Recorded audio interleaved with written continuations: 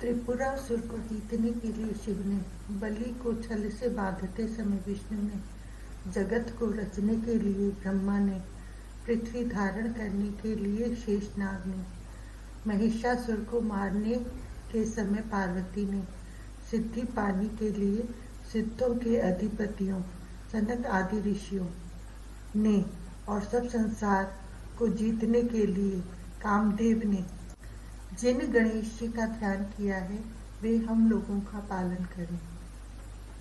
विघ्न रूप अंधकार का नाश करने वाले एकमात्र सूर्य, विघ्न रूप वन के जलाने वाले अग्नि, विघ्न रूप सर्प कुल का दर्प नष्ट करने के लिए गरुड़, विघ्न रूप हाथी को मारने वाले सिंह, विघ्न रूप ऊंचे पहाड़ के तोड़ने वाले वज्र, विघ्न रूप महासागर के बड़वानर, विघ्न रूपी मेघ समूह की उड़ा देने वाले प्रचंड वायु सदृश गणेश जी हम लोगों का पालन करें, जो नाटे और मोटे शरीर वाले हैं, जिनका गजराज के समान मुंह और लंबा उदर है, जो सुंदर है तथा बहते हुए मद की सुगंध के लोभी भौरों के चाटने से जिनका गंड स्थल चपल हो रहा है, दांतों की चोट से विदीर्ण हुए शत्रुओं के खून से जो सिंदूर की सी शोभा धारण करते हैं,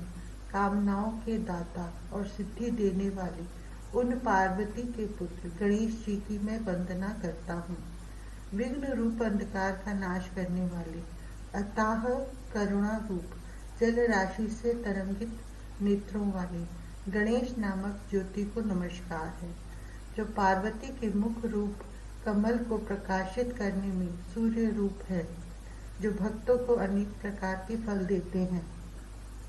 उन एक दांत वाले गणेश जी की मैं सदैव उपासना करता हूँ, जिनका शरीर श्वेत है, कपड़े श्वेत हैं, श्वेत फूल, चंदन और रत्न दीपों से क्षीर समुद्र के तट पर जिनकी पूजा हुई है, देवता और मनुष्य जिनको अपना प्रधान पूज्य समझते हैं, जो रत्न के सिंहासन पर बैठे हैं, जिनके हाथों में पाश, एक प्रकार की डोरी, अंकुश और कमल के फूल हैं, जो अभयदान और वरदान देने वाले हैं, जिनके सिर में चंद्रमा रहते हैं और जिनके 3 नेत्र हैं, निर्मल लक्ष्मी के साथ रहने वाले उन प्रसन्न प्रभु गणेश जी का अपनी शांति के लिए ध्यान करें, जो देवताओं के गण के राजा हैं, लाल कमल के समान जिनके देह की आभा है, जो सबके वंदनीय हैं, विघ्न के काल हैं, विघ्न के हरने वाले हैं, शिव जी के पुत्र हैं, उन गणेश जी का मैं सिद्धि के साथ आवाहन और भजन करता हूँ,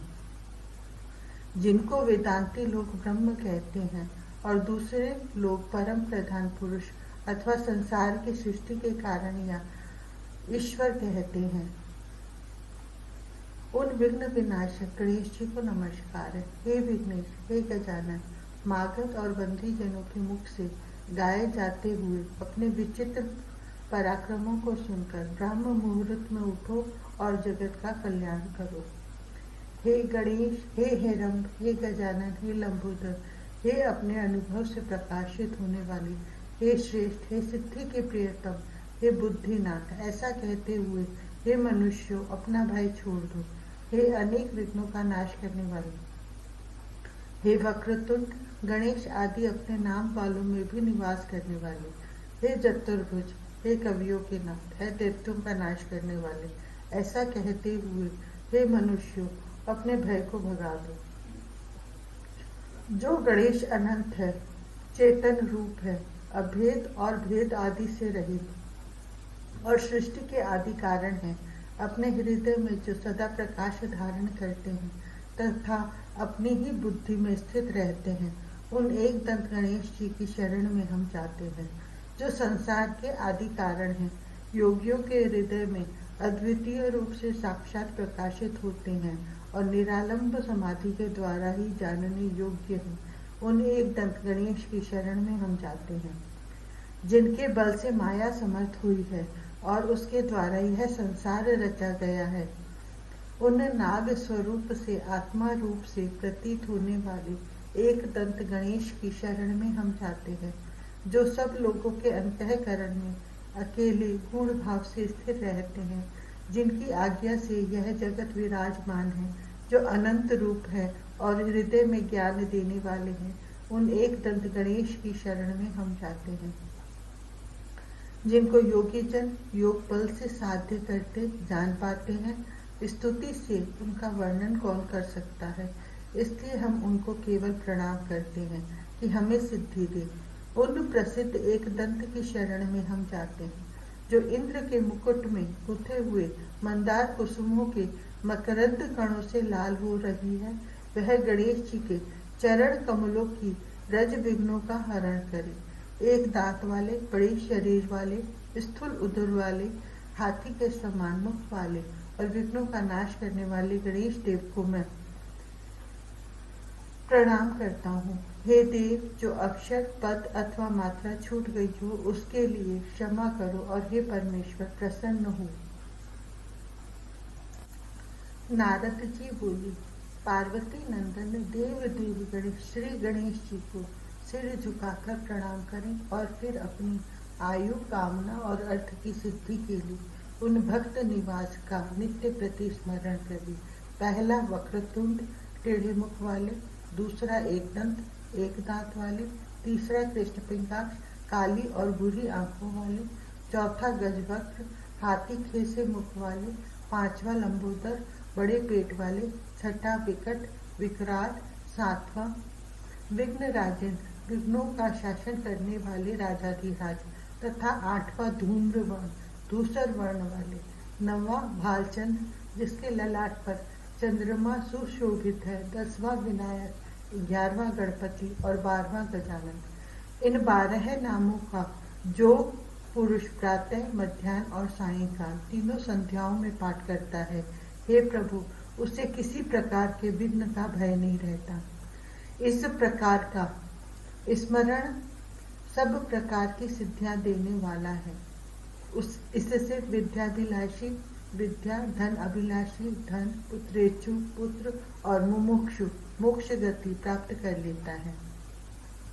इस गणपति स्तोत्र का जप करें तो 6 मास में इच्छित फल प्राप्त हो जाता है और 1 वर्ष में पूर्ण सिद्धि प्राप्त हो जाती है। इसमें किसी प्रकार का संदेह नहीं है। जो पुरुष इसे लिखकर 8 ब्राह्मणों को समर्पण करता है, गणेश जी की कृपा से उसे सब प्रकार की विद्या प्राप्त हो जाती है। हे आदिदेव भास्कर, आपको प्रणाम है, आप मुझ पर प्रसन्न हो। हे दिवाकर, आपको नमस्कार है। हे प्रभाकर, आपको प्रणाम है। 7 घोड़ों पर रथ पर आरूढ़ 7 घोड़ों वाले रथ पर आरूढ़, हाथ में श्वेत कमल धारण किए हुए प्रचंड तेजस्वी कश्यप कुमार सूर्य को मैं प्रणाम करता हूँ। लोहित वर्ण रथ आरूढ़ सर्वलोक पितामह महापापहारी सूर्य देव को मैं प्रणाम करता हूँ। जो त्रिगुणमय ब्रह्मा, विष्णु और शिव रूप है, उन महापापहारी महान वीर सूर्य देव को मैं नमस्कार करता हूँ। जो बढ़े हुए तेज के पुंज है और वायु तथा आकाश स्वरूप है, उन समस्त लोकों के अधिपति सूर्य को मैं प्रणाम करता हूँ। जो बंदूक, दोपहरिया के पुष्प समान रक्तवर्ण और हार तथा कुंडलों से विभूषित है, उन एक चक्रधारी सूर्य देव को मैं प्रणाम करता हूँ। महान तेज के प्रकाशक, जगत के कर्ता, महापापहारी उन सूर्य भगवान को मैं नमस्कार करता हूँ। उन सूर्य देव को जगत के नायक हैं, ज्ञान, विज्ञान तथा मोक्ष को भी देते हैं, साथ ही जो बड़े बड़े पापों को भी हर लेते हैं, मैं प्रणाम करता हूँ। जो जगत के एकमात्र नेत्र प्रकाशक हैं, संसार की उत्पत्ति, स्थिति और नाश के कारण हैं, उन वेद त्रयी स्वरूप सत्व आदि तीनों गुणों के अनुसार ब्रह्मा, विष्णु और महेश नामक 3 रूप धारण करने वाले सूर्य भगवान को नमस्कार है। जो प्रकाश करने वाला, विशाल रत्नों के समान प्रभा वाला, तीव्र अनादि रूप और दारिद्र्य दुख के नाश का कारण है, वह सूर्य भगवान का श्रेष्ठ मंडल मुझे पवित्र करे। जिनका मंडल देवगण से अच्छे प्रकार पूजित है, ब्राह्मणों से स्तुत है और भक्तों को मुक्ति देने वाला है। उन देवाधिदेव सूर्य भगवान को मैं प्रणाम करता हूँ और वह सूर्य भगवान का श्रेष्ठ मंडल मुझे पवित्र करे, जो ज्ञान घन, अगम्य, त्रिलोकी पूज्य, त्रिगुण स्वरूप, पूर्ण तेजोमय और दिव्य स्वरूप है। वह सूर्य भगवान का श्रेष्ठ मंडल मुझे पवित्र करे, जो सूक्ष्म बुद्धि से जानने योग्य है और संपूर्ण मनुष्यों के धर्म की वृद्धि करता है तथा जो सबके पापों के नाश का कारण है। वह सूर्य भगवान का श्रेष्ठ मंडल मुझे पवित्र करे, जो रोगों का विनाश करने में समर्थ है, जो ऋग, यजु और साम इन तीनों भेदों में सम्यक प्रकार से गाया गया है और जिसने भू, भुवः और स्वः इन तीनों लोकों को प्रकाशित किया है। वह सूर्य भगवान का श्रेष्ठ मंडल मुझे पवित्र करे। वेद ज्ञाता लोग जिसका वर्णन करते हैं, चारणों और सिद्धों का समूह जिसका गान किया करता है तथा योग का सेवन करने वाले और योगी लोग जिसका गुणगान करते हैं, वह सूर्य भगवान का श्रेष्ठ मंडल मुझे पवित्र करे, जो समस्त जनों में पूजित है और इस मर्त्य लोक में प्रकाश करता है तथा जो काल और कल्प के क्षय का भी कारण है, जो काल और कल्प के क्षय का कारण भी है। वह सूर्य भगवान का श्रेष्ठ मंडल मुझे पवित्र करे, जो संसार की सृष्टि करने वाले ब्रह्मा आदि में प्रसिद्ध है, जो संसार की उत्पत्ति, रक्षा और प्रलय करने में समर्थ है और जिसमें समस्त जगत लीन हो जाता है। वह सूर्य भगवान का श्रेष्ठ मंडल मुझे पवित्र करे, जो सर्वांतर्यामी विष्णु भगवान का आत्मा और विशुद्ध तत्व वाला परम धाम है और जो सूक्ष्म बुद्धि वालों के द्वारा योग मार्ग से गमन करने योग्य है। वह सूर्य भगवान का श्रेष्ठ मंडल मुझे पवित्र करे, वेद के जानने वाले जिसका वर्णन करते हैं और चारण और सिद्ध गण जिसको गाते हैं और वेदज्ञ लोग जिसका स्मरण करते हैं, वह सूर्य भगवान का श्रेष्ठ मंडल मुझे पवित्र करे, जिनका मंडल वेद वेदता के द्वारा गाया गया है और जो योगियों से योग मार्ग द्वारा अनुगमन करने योग्य हैं। उन सब वेदों के स्वरूप सूर्य भगवान को प्रणाम करता हूँ और वह सूर्य भगवान का श्रेष्ठ मंडल मुझे पवित्र करे। जो पुरुष परम पवित्र इस मंडलाष्टक स्तोत्र का पाठ सर्वदा करता है, वह सब पापों से मुक्त हो विशुद्ध चित्त होकर सूर्य लोक में प्रतिष्ठा पाता है। जो अपनी पूंछ से साफ किए हुए आकाश तथा समुद्र के मध्यवर्ती मार्ग पर उछलकर चलते समय इंद्र के आनंद का कारण हो रहे थे और आगे की ओर फैलाई हुई जिनकी भुजाओं से पर्वत खंड फूटते जाते थे, जानकी जी के नेत्रों को शीघ्र ही आनंद देने वाले उन हनुमान जी की आज मैं वंदना करता हूँ।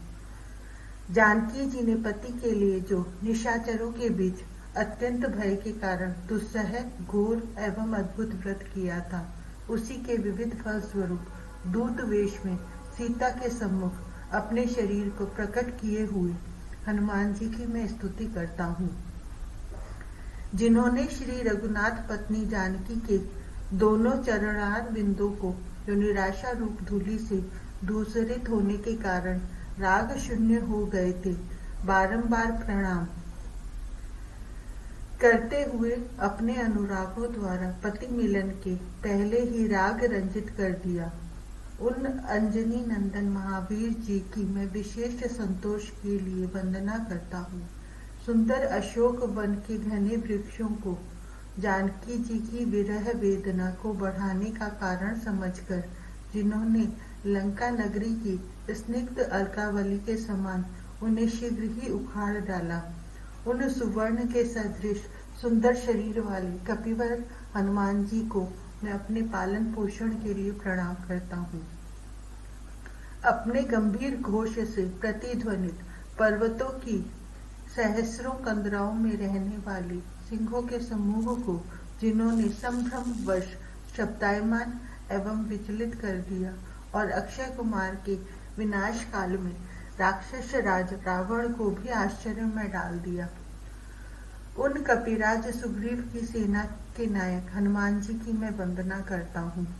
लीला से ही महासागर को लांघ जाने पर भी जो तीव्र गति से घूमती हुई गदा द्वारा राक्षसों के क्षत विक्षत होने पर अपने आनंद समुद्र को अपार सा देख रहे थे, उन अक्षय कुमार के मार्केश रूप महावीर जी को मैं प्रणाम करता हूँ, जिन्होंने इंद्रजित मेघनाथ के हठात फेंके हुए पाशबंधन को ब्रह्मा जी के अनुरोध की भांति तत्काल ग्रहण कर लिया और रुद्र का अवतार होने पर भी जो रावण की विशाल दृष्टि के संकोच का कारण बन गए, उन उदार वानर वीर को मैं भजता हूँ, जो अभिमान से ऊपर उठे हुए रावण के मस्तकों पर देदीप्यमान किरीटों में अपने प्रतिबिंब को देखकर उसमें अपने भुज यंत्र द्वारा पीसे जाने वाले रावण के शरीर के रक्तपात की अपेक्षा रखने वाले अपनी छाती की ओर निहारते हुए प्रसन्न हो रहे थे,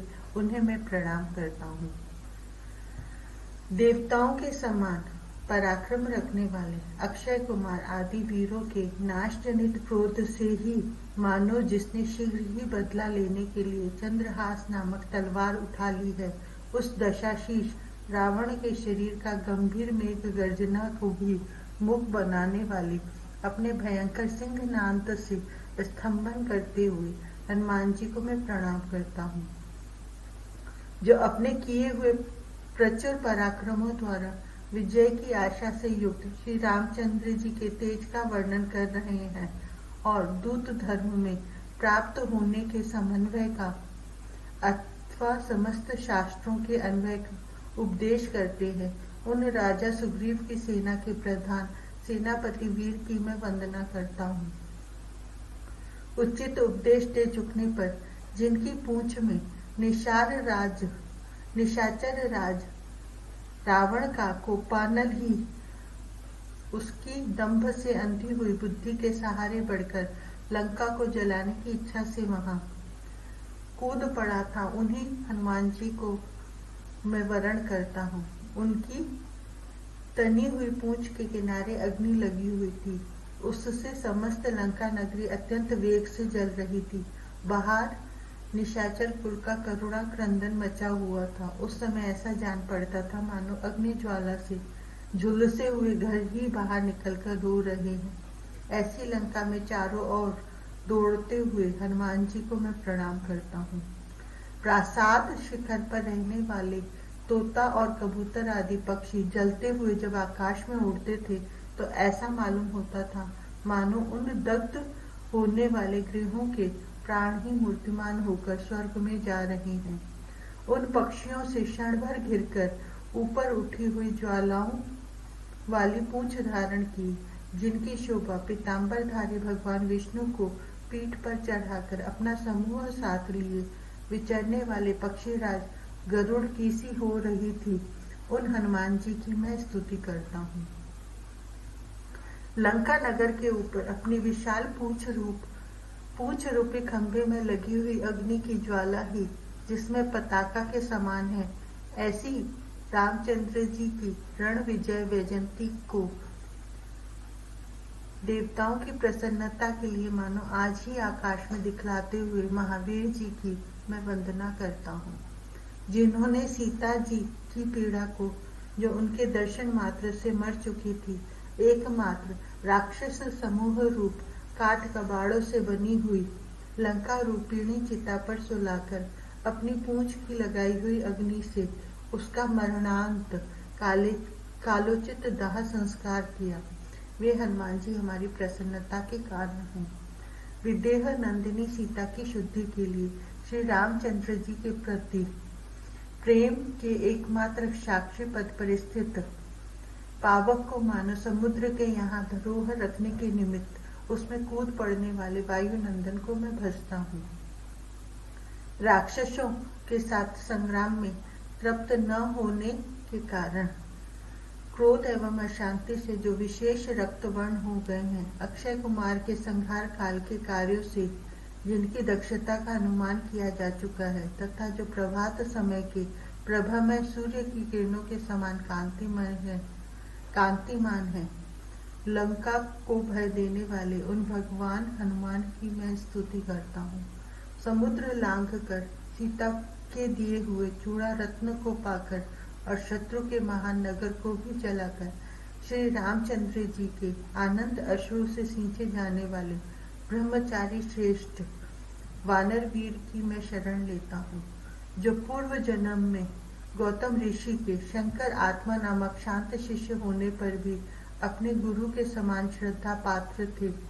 शंकर जी के प्राणवायु से जिनका प्रादुर्भाव हुआ है, जो हरि वानर भाव को प्राप्त होकर भी हरि विष्णु की भांति शंकर जी के हार्दिक प्रेमी हैं, तथा बुद्धि धैर्य और शास्त्र के वैभव में जिनकी कहीं समता नहीं है, उन हनुमान जी की मैं शरण लेता हूँ, जिन्होंने आशुतोष उमानाथ को कंधे पर चढ़ाकर अपनी लोकोत्तर गायन शैली से प्रसन्न किया, उनके पाने योग्य उत्तम वरों को भी प्राप्त कर लिया। मैं उन परम वैष्णव भगवान वानर वीर की स्तुति करता हूँ। कवि पति श्री उमापति जी की बालकाल में रचित यह वीर विंशति का नाम स्तुति हनुमान जी की प्रसन्नता के लिए हो। पृथ्वी के श्रृंगार माला पार्वती जी की सपत्नी और स्वर्ग आरोहण के लिए वैजयंती पताका रूपिणी है।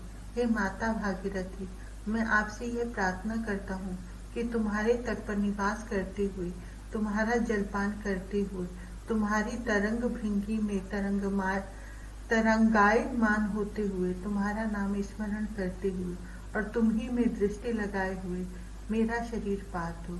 हे गंगे, तुम्हारे तटवर्ती तरुवर के कोटर में पक्षी होकर रहना अच्छा है, तथा हे नरक निवारिणी, तुम्हारे जल में मत्स्य या कच्छप होकर जन्म लेना भी बहुत अच्छा है, किंतु दूसरी जगह मदमत्त गजराजों के जमवट के घंटारव से भयभीत हुए शत्रु महिलाओं से स्तुत पृथ्वीपति भी होना अच्छा नहीं।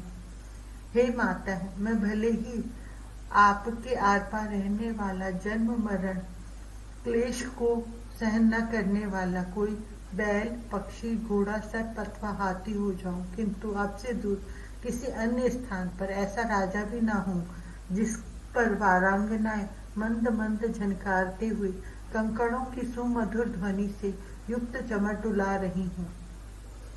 हे परमेश्वरी, हे त्रिपतगे, हे भागीरथी, मरने के अनंतर देवांगनाओं के कर कमलों से सुशोभित सुंदर चमरों की हवा से सेवित हुआ मैं अपने मृत शरीर को काकों से कुरेदा जाता हुआ, कुत्तों से भक्षित होता हुआ, गीदड़ों से लुंठित होता हुआ, तुम्हारे स्रोत में पड़कर बहता हुआ, कभी किनारे के स्वल्प जल में हिलता हुआ और फिर तरंग भंगियों से आंदोलित होता हुआ कब देखूंगा, जो भगवान विष्णु के चरण कमल का नूतन मृणाल कमलनाल है, तथा कामारी त्रिपुरारी के ललाट की मालती माला है। वह मोक्ष लक्ष्मी की विलक्षण विजय पताका जय को प्राप्त हो। कली कलंक को नष्ट करने वाली वह जानवी हमें पवित्र करे, जो ताल, तमाल, साल, सरल तथा चंचल वल्लरी और लताओं से आच्छादित है, सूर्य किरणों के ताप से रहित है, शंख, कुंड और चंद्र के समान उज्जवल है, तथा गंधर्व, देवता, सिद्ध और किन्नरों की कामिनियों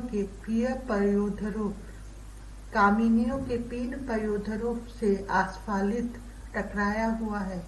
वह अत्यंत निर्मल गंगा जल नित्य प्रति मेरे स्नान के लिए हो, जो श्री मुरारी के चरणों से उत्पन्न हुआ है, श्री शंकर के सिर पर विराजमान है तथा संपूर्ण पापों को हरने वाला है। वह मनोहर गंगाजल मुझे पवित्र करे, जो पापों को हरण करने वाले दुष्कर्मों का शत्रु, तरंग में शैल खंडों पर बहने वाला, पर्वत राज हिमालय की गुहाओं को विदीर्ण करने वाला, मधुर कलकल ध्वनि युक्त और श्री हरि की चरण रज को धोने वाला है। वह निरंतर शुभकारी गंगाजल मुझे पवित्र करे। जो पुरुष वाल्मीकि जी से के रचे हुए इस कल्याणप्रद गंगाष्टक को प्रातःकाल एकाग्र चित्त से पढ़ता है, वह अपने शरीर की कलमश रूप कीचड़ को धोकर शीघ्र ही मोक्ष प्राप्त करता है और फिर संसार समुद्र में नहीं गिरता। हे देवी, तुम्हारे तीर पर केवल तुम्हारा जलपान करता हुआ विषय तृष्णा से रहित हो मैं श्री कृष्ण चंद्र की आराधना करूं। हे सकल पाप नाशिनी, स्वर्ग सोपान रूपिणी, तरल तरंगिनी देवी गंगे, मुझ पर प्रसन्न हो। हे भगवती, तुम श्री महादेव जी के मस्तक की लीलामयी माला हो। जो प्राणी तुम्हारे जलकण के अणु मात्र को भी स्पर्श करते हैं, वे कली कलंक के भय को त्याग कर देवपुर की चमर धारिणी अप्सराओं की गोद में शयन करते हैं। ब्रह्मांड को फोड़कर निकलने वाली महादेव जी की जटा लता को उल्लसित करती हुई स्वर्गलोक से गिरती हुई सुमेरु की गुफा और पर्वतमाला से झड़ती हुई पृथ्वी पर लौटती हुई पाप समूह की सेना को कड़ी फटकार देती हुई समुद्र को भरती हुई देवपुरी की पवित्र नदी गंगा हमें पवित्र करे।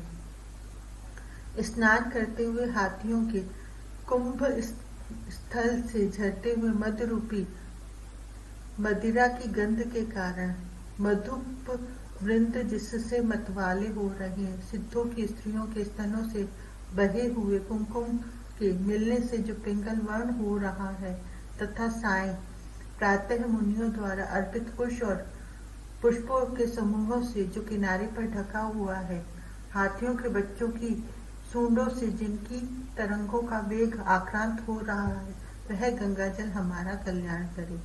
जन्नू महर्षि की कन्या पापनाशिनी भगवती भागीरथी पहले ब्रह्मा के कमंडलों में जल रूप से, फिर शेषशाही भगवान के पवित्र चरणोदक रूप से और तदंतर महादेव जी की जटा को सुशोभित करने वाली मणि रूप से दिख रही है। हिमालय से उतरने वाली, अपने जल में गोता लगाने वालों का उद्धार करने वाली समुद्र विहारिणी, संसार संकटों को नाश करने वाली, विस्तार में शेष नाग का अनुकरण करने वाली, शिव जी के मस्तक पर लता के समान सुशोभित काशी क्षेत्र में बहने वाली मनोहारिणी गंगा जी विजयनी हो रही है। यदि तुम्हारे तरंग नेत्रों के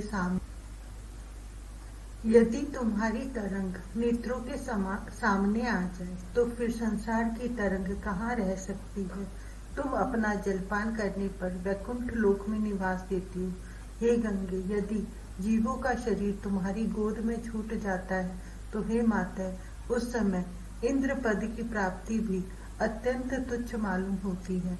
तीनों लोकों की सार सर्व देवांगनाएं जिसमें स्नान करती हैं, ऐसे विस्तृत जल वाली पूर्ण ब्रह्म स्वरूपिणी स्वर्ग मार्ग में भगवान के चरणों की धूली धोने वाली हे गंगे, जब तुम्हारे जल का एक कण मात्र ही ब्रह्म हत्या आदि पापों का प्रायश्चित है, तो हे त्रैलोक्य पाप नाशिनी, तुम्हारी स्तुति करने में कौन समर्थ है। हे देवी गंगे, प्रसन्न हो। हे शिव की संगिनी माता गंगे, शरीर शांत होने के समय प्राण यात्रा के उत्सव में तुम्हारे तीर पर सिर नवाकर हाथ जोड़े हुए आनंद से भगवान के चरण युगल का स्मरण करते हुए मेरी अविचल भाव से हरिहर में अभेदात्मिकता नित्य भक्ति बनी रहे। जो पुरुष शुद्ध होकर इस पवित्र गंगाष्टक का पाठ करता है, वह सब पापों से मुक्त होकर वैकुंठ लोक में जाता है। हे देवी गंगे, तुम देवगण की ईश्वरी हो। हे भगवती, तुम त्रिभुवन को तारने वाली विमल और तरल तरंगमयी तथा शंकर के मस्तक पर विहार करने वाली हो। हे माता है, तुम्हारे चरण कमलों में मेरी मति लगी रहे। हे भागीरथी, तुम सब प्राणियों को सुख देती हो। हे माता है, वेद शास्त्र में तुम्हारे जल का महात्म्य वर्णित है, मैं तुम्हारी महिमा कुछ नहीं जानता। हे दयामयी, तुम मुझ अज्ञानी की रक्षा करो। हे गंगे, तुम श्री हरि के चरणों की चरणोदकमयी नदी हो। हे देवी, तुम्हारी तरंगे हिम, चंद्रमा और मोती की भांति श्वेत है। तुम मेरे पापों का भार दूर कर दो और कृपा करके मुझे भव सागर से पार उतारो। हे देवी, जिसने तुम्हारा जल पी लिया अवश्य ही उसने परम पद पा लिया। हे मातः गंगे, जो तुम्हारी भक्ति करता है उसको यमराज नहीं देख सकता, अर्थात तुम्हारी भक्तगण यमपुरी में न जाकर वैकुंठ में जाते हैं। हे पतित जनों का उद्धार करने वाली जहनु कुमारी गंगे, तुम्हारी तरंगे गिरिराज हिमालय को खंडित करके बहती हुई सुशोभित होती हैं। तुम भीष्म की जननी और जहनु मुनि की कन्या हो। पतित पावनी होने के कारण तुम त्रिभुवन में धन्य हो। हे माते, तुम इस लोक में कल्पलता की भांति फल प्रदान करने वाली हो। तुम्हें जो प्रणाम करता है वह कभी शोक में नहीं पड़ता। हे गंगे, तुम समुद्र के साथ विहार करती हो और तुम्हारा चपल अपांग नेत्र कौन विमुख वनिता की तरह चंचल। हे गंगे, जिसने तुम्हारे प्रभाव में स्नान कर लिया वह फिर मातृगर्भ में प्रवेश नहीं करता। हे जाह्नवी, तुम भक्तों को नरक से बचाती हो और उनके पापों का नाश करती हो। तुम्हारा महात्म्य अतीव उच्च है। हे करुणा कटाक्ष वाली जन्मपुत्री गंगे, मेरे अपावन अंगों पर अपनी पावन तरंगों से युक्त हो उल्लसित होने वाली तुम्हारी जय हो, जय हो। तुम्हारे चरण इंद्र के मुकुटमणि से प्रदीप्त है। तुम सबको सुख और शुभ देने वाली हो और अपने सेवक को आश्रय प्रदान करती हो। हे भगवती, तुम मेरे रोग शोक ताप पाप और कुमति कलाप को हर लो।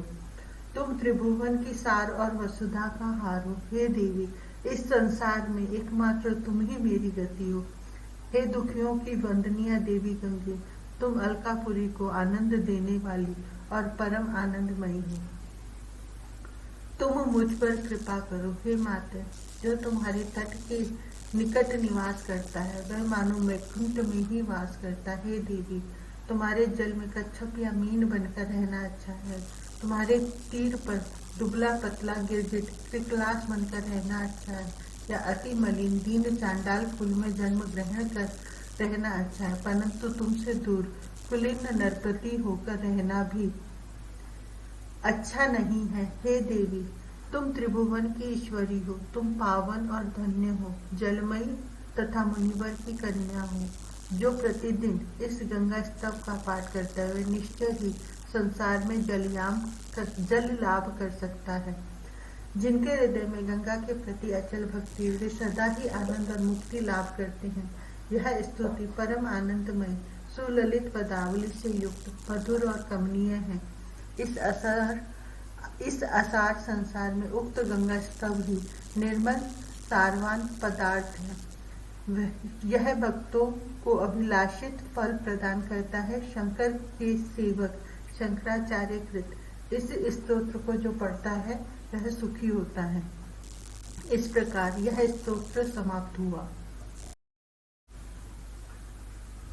जो भगवान कृष्णचंद्र के अंगों की नीलिमा लिए हुए मनोहर जलौक धारण करती हैं, त्रिभुवन का शोक हरने वाली होने के कारण स्वर्ग लोक को तृण के समान सारहीन समझती हैं, जिसके मनोरम तट पर निकुंजों का पुंज वर्तमान है, जो लोगों का दुर्मत दूर कर देती है।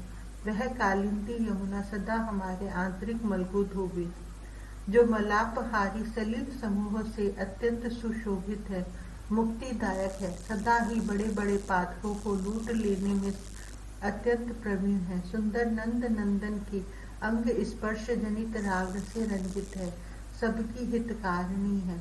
वह कालिंदी यमुना सदा ही हमारे मानसिक मल को धोगे, जो अपनी सुहावनी तरंगों के संपर्क से समस्त प्राणियों के पापों को धो डालती है, जिसके तट पर नूतन मधुरिमा से भरे भक्ति रस के अनेकों चातक रहा करते हैं। तट के समीप वास करने वाली भक्त रूपी हंसों से जो सेवित रहती है और उनकी कामनाओं को पूर्ण करने वाली है, वह कलिंद कन्या यमुना सदा हमारी मानसिक मल को मिटाए। जिसके तट पर विहार और रास विलास के खेद को मिटा देने वाली मंद मंद वायु चल रही है, जिसके नीर की सुंदरता का वाणी द्वारा वर्णन नहीं हो सकता, जो अपने प्रवाह के संयोग से पृथ्वी, नदी और नदों को पावन बनाती है, वह कालिंद नंदिनी यमुना सदा हमारे मानसिक मल को दूर करे।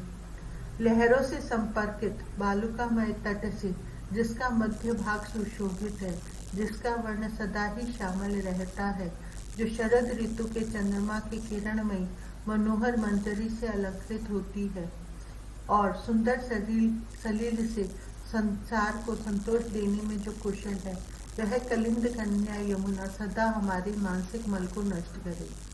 जो जल के भीतर क्रीड़ा करने वाली सुंदरी राधा के अंग राग से युक्त है, अपने स्वामी श्री कृष्ण के अंग स्पर्श सुख को, जो अन्य किसी के लिए दुर्लभ है, उपभोग करती है, जो अपने प्रवाह से प्रशांत सप्त समुद्रों में हलचल पैदा करने में अत्यंत कुशल है, वह कालिंदी यमुना सदा हमारे आंतरिक मन को धोवे। जल में धुलकर गिरे हुए श्री कृष्ण के अंगराग से अपना अंग स्नान करती हुई सखियों से, जिसकी शोभा बढ़ रही है, जो राधा के चंचल अलकों में गूंथी हुई चंपक माला से माला धारणी हो गई है, स्वामी श्री कृष्ण के भृत्य नारद आदि जिसमें सदा ही स्नान करने के लिए आया करते हैं, वह कलिंद कन्या यमुना हमारे आंतरिक मल को धो डाले। जिसके तटवर्ती मंजुल निकुंज सदा ही नंद नंदन श्री कृष्ण की लीलाओं से सुशोभित होते हैं, किनारे पर बढ़कर खिली हुई मल्लिका और कदम्ब के पुष्प पराग से जिसका वर्ण उज्जवल हो रहा है, जो अपने जल में डुबकी लगाने वाले मनुष्यों को भव सागर से पार कर देती है, वह कलिंद कन्या यमुना सदा ही हमारे मानसिक मल को दूर बहावे।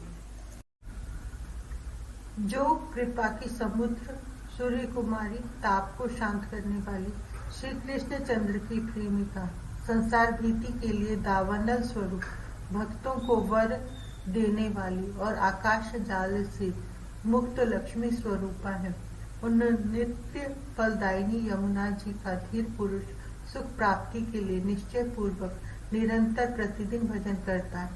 हे मधुवन में विहार करने वाली, हे भास्कर वाहनी, हे गंगा जी की सहचरी, हे सिंधु सुते, हे श्री मधुसूदन विभूषणी, हे माधव तृप्ति कारिणी, हे गोकुल का भय दूर करने वाली, हे जगत पाप विनाशिनी, हे वांछित फल प्रदायिनी, हे कृष्ण केली की आश्रय भूता सकल भय निवारिणी, संकट नाशिनी यमुने, तुम्हारी जय हो जय हो।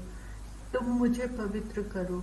आई मधुरे, आई मधु गंध विलासिनी, हे पर्वतों में विहार करने वाली, परम वेगवती, अपने तीरवर्ती भक्त जनों का पालन करने वाली, दुष्टों का संहार करने वाले, इच्छित कामनाओं की विलास भूमि, ब्रज भूमि निवासियों के अर्जित पापों को हरण करने वाली और संपूर्ण जीवों का उद्धार करने वाली, सकल भय निवारिणी, संकट नाशिनी यमुने, तुम्हारी जय हो जय हो। तुम मुझे पवित्र करो, जो महान विपत्ति सागर में निमग्न है, सैकड़ों सांसारिक संतापों से जिसका मन व्याकुल है, जो गति, आशय और मति विचार से शून्य तथा सब प्रकार के भयों से व्याकुल है, जो ऋण और भय से दबा हुआ तथा सैकड़ों हजारों करोड़ प्रतिकार शून्य पापों का पुतला है, तुम्हारे चरण कमल युगल में प्राप्त हुए ऐसे मुझको हे सकल भय निवारिणी, संकट नाशिनी यमुने, तुम पवित्र करो, तुम्हारी जय हो जय हो। तुम्हारा शरीर करोड़ों नवीन मेघों की कांति से सुशोभित तथा सुवर्णमय आभूषणों से विभूषित है, उसका चंचल अंचल चपला की भी अवहेलना करता है, ऐसे पीत दुकुल को धारण करके तुम परम शोभायमान हो रही हो। ऐसा मणिमय आभूषण और चित्र विचित्र वस्त्र और आसन से रंजित होकर तुमने सूर्य की किरणों को भी कुंठित कर दिया है। हे सकल भय निवारिणी, संकट हारिणी यमुने, तुम्हारी जय हो जय हो, तुम मुझे पवित्र करो।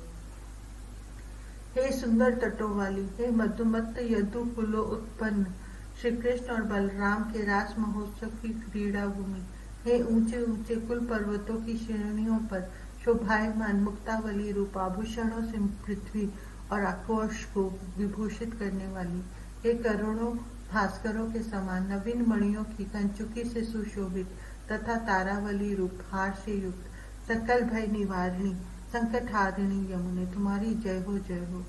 तुम मुझे पवित्र करो। तुम्हारी नासिका की भूषण रूप गजमुक्ता वायु से चंचल होकर झिलमिला रही है। तुम्हारे नेत्र रूप मतवाले भौरे मानो मुख कमल की सुवास से चंचल हो रहे हैं तथा दोनों अमल कल्पोल हिलते हुए मणिमय कुंडलों की झलक से झिलमिला रहे हैं।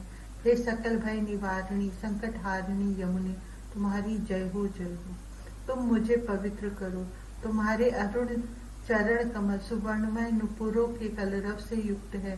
तुम मन को प्रसन्न करने वाले धीमी धीमी स्वरमयी मनोहर गति से वमन करती हो। जो मनुष्य तुम्हारे चरण कमलों में चित्त लगाता है, तुम उसके संपूर्ण ताप हर लेती हो। हे सकल भय निवारिणी संकटहारिणी यमुने, तुम्हारी जय हो जय हो। तुम मुझे पवित्र करो।